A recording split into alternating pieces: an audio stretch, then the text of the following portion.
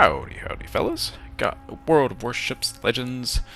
Couple of matches today, actually. This is a little bit different. This is a head-to-head of two sister ships. We got Blazing Dread in the first match, and then Suzuya in the second match. Yeah, this kind of came up. I saw a question or a comment, rant, I don't know, about power creep in the game.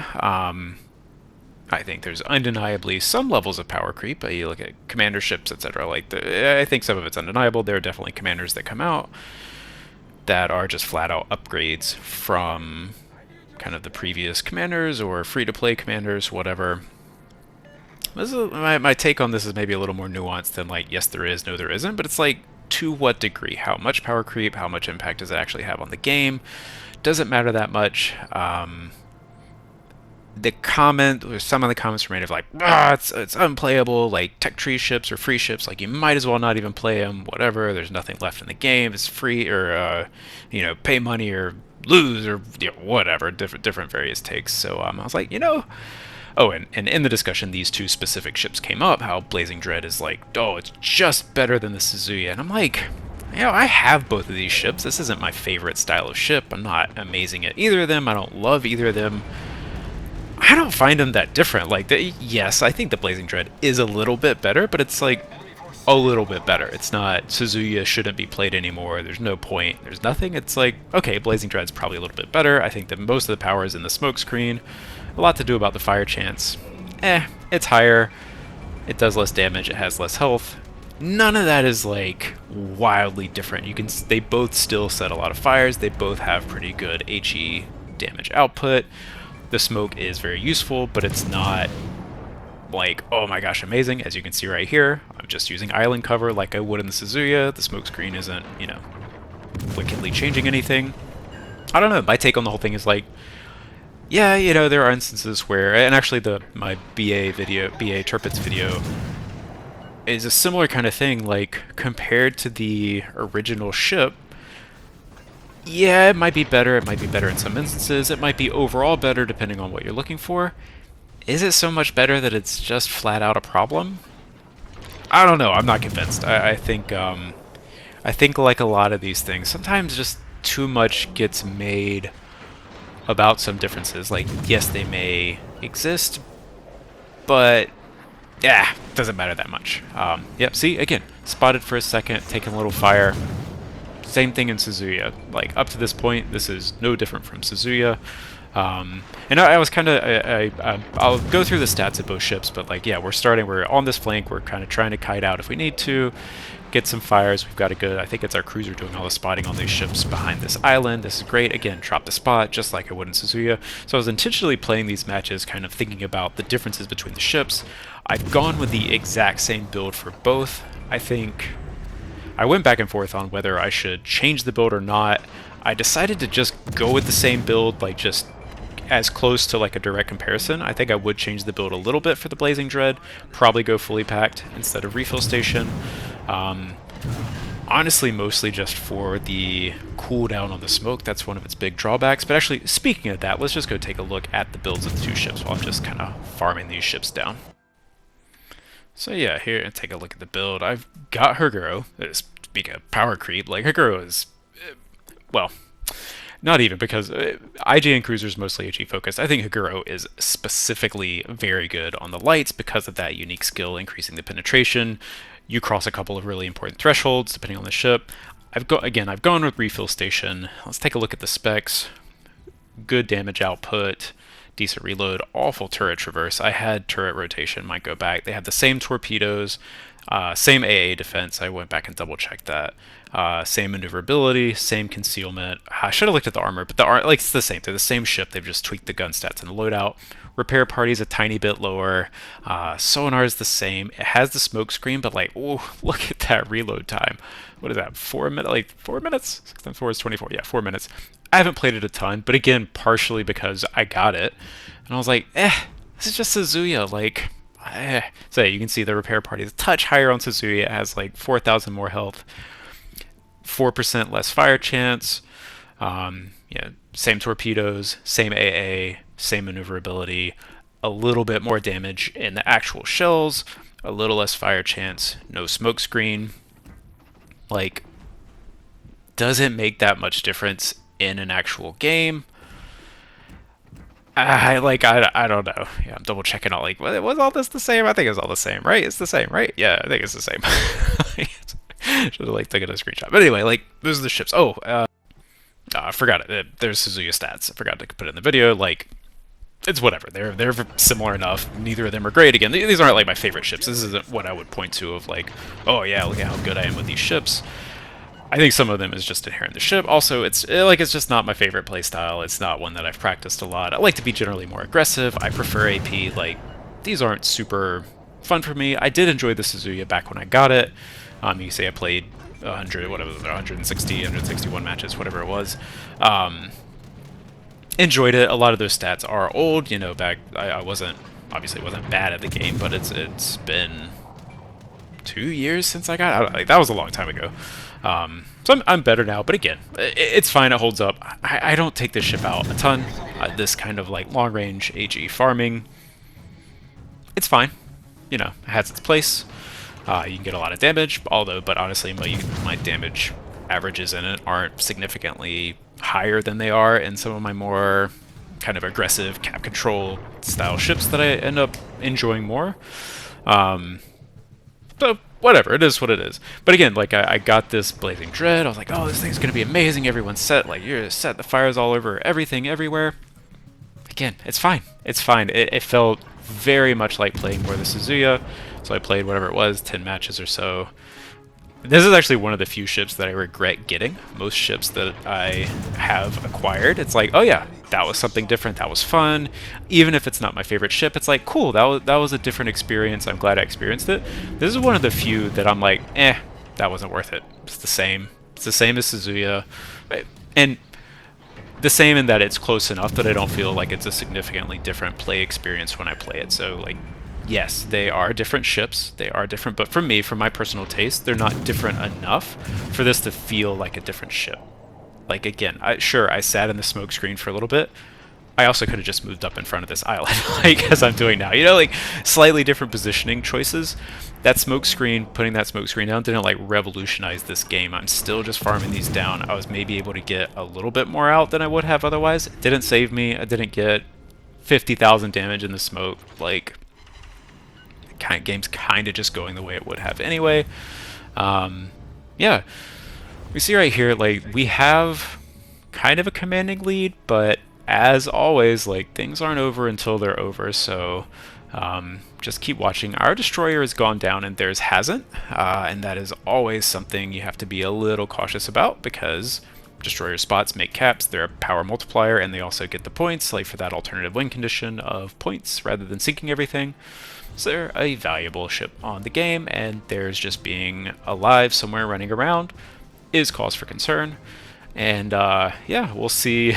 You know, it's Legends, man. Things can change pretty quickly. Down goes the Awami, and then, you know, I look at that Lepanto just sank that, and I'm like, uh-oh, he's got other stuff right on top of him. I don't know what build he's running or how good he is. I believe he's in the division with the destroyer, so keep an eye on him, but he is in a dangerous position for him because he's got 3 ships plus the carrier shooting at him, but he's also in a great position because he's got 2, possibly 3 ships that he can shoot at. So let's see how he plays this out. And again, here again, this is Suzuya. This is not a different playing experience than Suzuya. Yep, Dev strikes the Amalfi. Uh-oh. Yeah, hopefully some torpedoes hit, and then I get spotted, I think, by him. So this is where this game goes from we've got this made to, this isn't looking great. I do manage to drop spot. That's really good news for me, because if he's able to get me 2 torpedoes hit, suddenly, like, good, that's a lot of damage on him. Yeah, flood doesn't stick, but that's fine. He's chasing after I believe that's a D7P up there. I know it's an airdrop. Yeah, I'm pretty sure it's D7P. So let's try to distract him. His turrets aren't pointed at me. I would like to, again, similar to some of my others, like, just make sure he's not able to just focus on the friendly ship up there. Has to at least pay attention back here a little bit. Yeah. Hey guy, I'm still here. Don't just do all your guns on him. Get distracted. Alright, I had to take a break for a little bit. Hopefully my mic levels haven't gone completely wonky, as they have a tendency to do. But yeah, we're just keeping up a little pressure on this guy. I would love for the carrier to at least, like, give us, you know, some eyes on the thing at B. It is a small end, so, you know, he has to be careful. It has quite good AA, so it's going to shred his squadrons, especially from, what is that, a Shikaku, an IJN carrier. Yeah. So he can't just, you know, whatever. Yeah, oh yeah, he's running low on planes. I don't know if he's. I don't actually know. I don't see the Shikaku that much. I think it's. I don't know how similar it is to the Kaga, which I see a lot more often. I believe it has, you know, better torpedoes, worse bombers. I don't know. I'm not a carrier guy. I have been playing them a little bit recently, but mostly just to figure out how to beat them more. But yeah, but he did spot it, so like we at least know where it is now. Head straight into it. Oh, there's his torps. I see some torps coming in there. Note on that. Let's like watch this time. That actually almost costs me later because I'm kind of thinking that I'm safe from the torpedoes, but I believe I just kind of two things. A little bit lost track of the time and when exactly we saw those, but also just keeping in mind the fact that we see those now, like they were launched even before we see them. So he's going to have his reload up faster than I fully expect. The Pan-Euro destroyers have a fast reload anyway. You can see I'm shredding this thing. This is the IJN. These lighter cruisers are not amazing at this, you know, like they're not. Yeah, and here we go. He actually got his launch off. I wasn't fully expecting this. I did not expect him to have torpedoes up again, but if you look at the other one, we saw it at like whatever 5:55. He launched them a little before that. The Pan-Euro destroyers generally have about a minute reload. I don't know exactly what his build is. I didn't check the commander levels and stuff at the beginning as you can do now. That actually would have been helpful. That's an instance where that is helpful. It's the running Sorsky or Stig. But anyway, we take him down. Oh, well, yeah, these light cruisers are not like absolute top of the class at taking out destroyers like that. You know, like a Plymouth, which talk about pay to win. No, I actually have a video in the works, or in the backlog on Plymouth. I just haven't gotten around to making it. You got too many things to do and too many videos to make, too many games to play. But anyway, these things will absolutely wreck the destroyers. They're not the best, but it's a light cruiser with great HE. The firing angles are one of the things that kind of holds you back. Like again, if I try to get all my guns on that, you can end up eating torpedoes. But they're maneuverable enough. It's not the biggest risk in the world. And you do have those front three turrets that can't all fire forward, but they do rotate through the front, so you can kind of get good angles. And if you spot a destroyer within firing range, these ships will absolutely wreck them. Suzuya is a little better. It's got slightly higher HE damage. I do appreciate that on the Suzuya. Does it make it so the Blazing Dread can't do it? Obviously not. I just wrecked that guy. Just like the Suzuya can still set fires. So again, just to the point of like, sure, these ships are a little different. Sure, the Blazing Dread is probably a little bit better. Mostly, I think, because of the smokescreen, but also like the smokescreen's not that good. Super long reload. Not a great duration. It's like, what, 85 seconds total, including like, you know, including the absolute last puff from the deployment. It's just, it's not a huge difference, in my opinion, from what I've done, what I've played. Not an expert on these. These aren't my favorites, but again, like to this point of just ships that kind of your average player can play. Is there a big difference? Pay to win, premium versus not? Like, for most people, it's fine. It's fine. Let's take a look at the game. That was a pretty good game. I'm still on the hunt for the 1, 2, 3, 4, 5, 6 damage. So close so many times that, just missed the 3,500. Had some really good teammates. The Prevention and the Voyager, who held down the whole other flank. Quite good. So let me, you know what? I just realized I didn't edit the other clip. So give me 1 second. All right, here we go. Yeah, that cut out a little bit of length of this video, which is, you know, you put in 2 matches like this, it's going to be on the longer side. It is what it is. But I feel like, especially since I'm doing this back-to-back comparison, that's more reasonable than doing a video on each ship. let me know if you guys care, if you feel like one's better than the other, you know, two individual videos about the specific ship, or if it's this kind of head-to-head comparison intentionally, a double video like this. What do you prefer? What's better? What's more useful for someone watching it? Like for me, obviously, these are my opinions. Like whatever I'm telling you, like I already know. But let me know. Like, comment, subscribe, whatever. But no, just if this isn't an enjoyable video format, tell me that too, and I won't make any more of these because it is more effort. Like this is a long commentary to try to put it in, like try to play these back to backs, well, yada yada yada. Like if no one cares about this, then I won't make any more like this. But yeah, here we're in the Suzuya. You know, the free-to-play version still have the pay-to-win commander. That is one instance where, like, yeah, I think that commander, especially for these specific ships, is significantly better than the free version because that unique skill does just bump up just that little bit of extra penetration on the HE shells, which bumps you past just like that kind of critical, mostly on cruisers, but on occasional battleships you'll hit stuff that you wouldn't be able to pin without it. And I think it really makes a difference. Oh, you know what? It's one of the videos. I played a couple of games in Suzuya, but kept getting capture the base, which is fine. But I prefer domination. And it's just like it's not. The games don't unfold the same. It's not exactly the same kind of match. So I felt like this one ended up being a better. Yeah, again, trying to do the head-to-head comparison, same build, same kind of match, like that kind of stuff. Like I think domination ends up being a better head-to-head comparison. We're doing the same thing here. Again, this could be either ship. I am spotted. Do I smoke here? You know, do I use one of the smokes? I can move. Like, I've kind of got cover from a lot of stuff. Let's kind of see. Yeah, you know, maybe if I had the smoke, I would pop the smoke right here.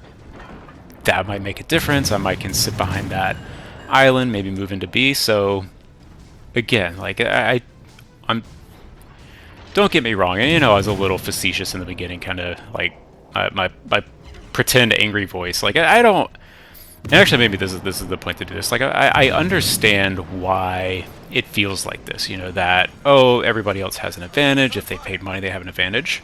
And I'm not here to pretend that there's not an advantage. You get more flexibilities. You get to pick the exact ship that you do want. You know, maybe you really do value that smoke screen, just having it a lot. That can feel frustrating. Like, I've only got the Suzuya available. I can never get the Blazing Dread, or I have to spend money that I don't want to or can't spend. Like, that's frustrating. I totally get that. So, like, I don't mean to fully discount that, but I also want to say that it's not to the point of some claims have been made, and some people have said that it's completely invalidates or makes the free ships or makes free ships unplayable, anything like that. It's not. And even to the point of Haguro, like, giving you that extra pin, you're not just magically going to start wrecking battleships. Like, you still get tons of shatters on belt armor and things like that. It's not going to pin 32 or 30 millimeters. It's just that mostly cruiser armor that Haguro helps with. And we'll see a little bit later that sometimes also that doesn't matter either. So, yeah, I'll try to remember to point that out when it happens as that specifically. But anyway, yeah, so I think, again, attempting to keep this comparison in mind, you know, maybe I get to keep that closer in on the island position at B. If I had the smoke screen, I can kind of wait out the spotting. I believe it was the destroyer at A. That minute and whatever, 25 seconds. I think it's like 85 seconds total. That like little bit of extra time, maybe that gives me a chance to stay there, or that I can get around the angle. Like I can set it and kind of go into the cap. You'll see at the end of the game, this Plymouth that kind of quote unquote gets to just sit in the cap at B ends up scoring very well. I think he played a very good game anyway. But from my own experience, him just sitting in this contested B for as long as he does is a not inconsequential. I can't talk. A not inconsequential part of his experience. What? Did that make sense? He gets a lot of experience from sitting in there. He plays a good game otherwise, so I'm not saying that's the only reason, but it's like, yeah, when you can just sit in a cap like that and still contribute otherwise, that's a great way to kind of multitask your experience gain. To my point of these two ships, back to the comparison, I'm back to the position I would have been in anyway, so it's like the gameplay difference in this match is instead of sitting at this island in a smoke screen, I kited out and dodged a little bit more than I might have anyway, or might have if I had the smoke screen. Is the Suzuya unplayable because of that? Of course not. Like, again, you know, oh, I meant to double check. I'm gonna go double check the fires on the other map. Yeah, so it was 190 shell hits, 10 fires. I've got 101 shell hits and 9 fires in the, like, lesser fire chance ship. That's not going to happen every game. Yeah, over, you know, large numbers, large things like, yes, the Blazing Dread will absolutely set more fires. Like, it has to. It has a higher fire chance. That's going to be a difference. And sometimes it'll be like that one specific salvo that you get. The little bit of extra fire chance sticks that fire. It does the, you know, that's the one that wins it. Like, it's going to happen. My whole point is, like, it's not wildly different. Oh, yeah, look at that. So I've got 100, and what is that going to be? 16 hits, and that's my 10th fire. Like, the Suzuya set better fires this match than the Blazing Dread in the last match. And you're going to see that a lot. Like, there's so many things that go into setting of fires. They're already a fire set. I think I hit a lot of shells on the Lepanto that the D7P had already set. Here, oh man, I knew the Suzuya was going to be around the corner. I had the AP loaded for him, and then, like, inexplicably, the Summers is right there. So I've got the wrong shell type for him. Then I switch to HE, shoot him, get it on like Colorado. There's the Suzuya. He's doing the same thing I'm doing to him. It's like, oh man, this is what I was talking about, is when that extra pin sometimes doesn't matter, when you're both shooting broadside AP salvos and just chunking the heck out of each other for 10k at a time.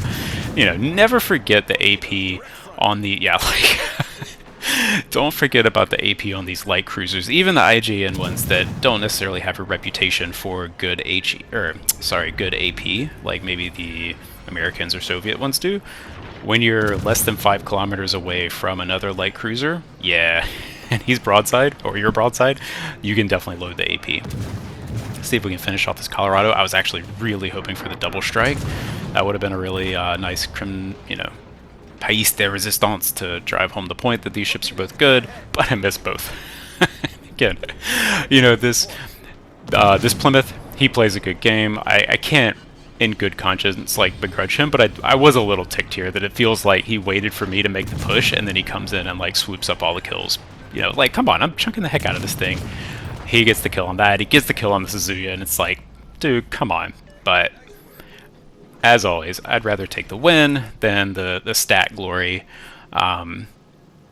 He's obviously playing a fine game, even if in that moment I'm like, bruh, you took the kills. I want to win, so I would rather him come in and support me a little bit after. Also, it looks like he's low health, so, you know, I can kind of see where he would wait to make sure I'm going in. And I've said that before in some of my videos. He doesn't know me. He doesn't know I'm in it to win it. I'm ready to go in. I might just eat a whole face of torpedoes and do nothing, and then he's stuck there, you know, with his, whatever, just flapping in the wind doing nothing. So he's going to wait to make sure I don't just completely botch everything and then come in to bop up the kills. It's fine. I can't begrudge that. I mean, maybe a little, but not too much. But yeah, so we mop up the Suzuya, got the Summers. Like, why was that guy there? I mean, he knew we were coming. Maybe he just thought he would get the smoke in, but nah. I've actually heard or seen people say that before. Like, Summers is one of those ships that it's either they sink your whole team or do nothing. Like, I'm sure, like anything, that's an oversimplification, but honestly, yeah, it feels like that sometimes. And this guy was, what did I say it again? Maybe the latter. He didn't do a whole lot. And just pops up for no, like, why did he show up right there?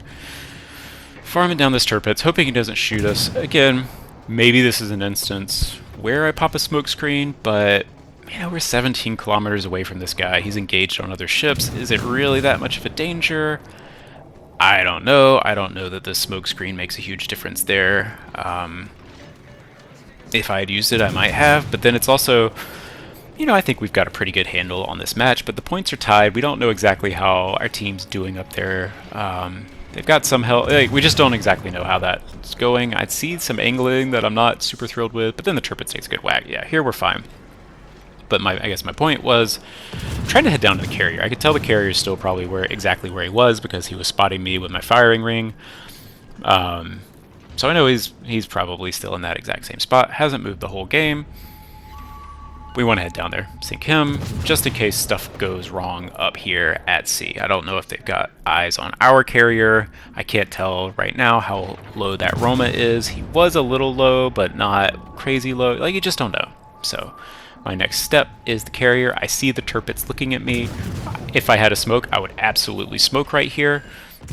I don't, kite out. It's still an option. To the point of the whole video, Suzuya is playable. Like, that smokescreen doesn't invalidate this game. Sure, it's gonna save you every now and then. Like, there will be games that you get saved by a smokescreen. There will be games that you get to farm a bunch of free damage in a smokescreen. There will be games that it doesn't matter. And in both of these matches, it kind of ended up not mattering. One of the other matches that I ended up losing, but at one point I think I was like, I don't know. I may actually put that up as like a bonus match with no commentary as a second upload if you're interested in that. I'll put it, maybe what I'll do is I'll just put it in unlisted. I'll put the link in the description for this one, so if you really want to check that one out. But basically I ended up, like, my team just totally collapsed. But in that one you can see me absolutely wreck it's a Pajarski. And you can see at the end of the match where, I don't know, maybe a smokescreen might have saved me. I might have gotten a little more damage out of it, but at the end of the day, almost 1, 2, 3, 4 again. At the end of the day, like, I think I was going down anyway. Like, it was gonna take a miracle for me to get out of that. All right, I actually changed my mind. I'm just gonna put the clip in here because I remembered that one of the teammates was using some suspect language, so I don't really want to go through the hassle of like muting it, like whatever. So this is a Bajarski. This is where the extra alpha, like, it does better. It's, I can't, like, the whole thing. The Blazing Dread probably does this just fine too. Suzuya does it like a tiny bit better. It's all fine, yeah, but wreck this guy, shoot him in the face, get out of here. Not gonna win, whatever, 1v5. Smoke, I might farm a little more, but yeah, give it a whack with AP, 5k, whatever. I don't know the Pobeda armor scheme all by heart. Somebody gets a cracking. Congrats, man. You yoinked 2 of mine, but nah, it's fine. I've done the same, so I don't hold any ill will. 263 hits, 16 fires. Yeah, good scores all around. These ships are very similar.